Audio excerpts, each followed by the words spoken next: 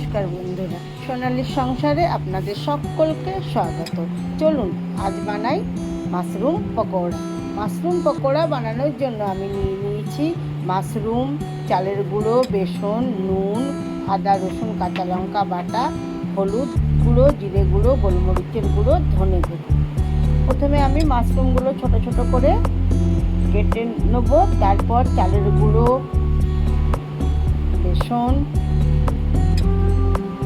পরিমাণ মতো নুন, আদা রসুন কাঁচা লঙ্কা বাটা,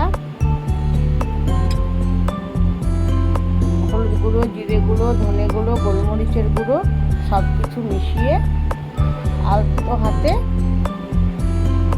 মেখে নেব।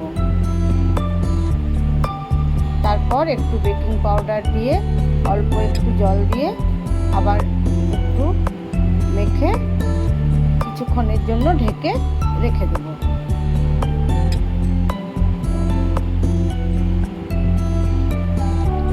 এবার আমি গ্যাসের মধ্যে কড়াই বসিয়ে তেল গরম হতে দিয়ে দেব। যারা আমার মতো চিকেন পকোড়া খান না, তারা একবার মাশরুম পকোড়া ট্রাই করে দেখবেন, খেতে খুবই সুস্বাদু।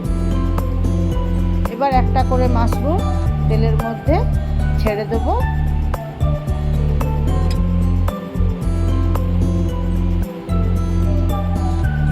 লাল করে ভেজে তুলে নিলেই রেডি আমার মাশরুম পকোড়া।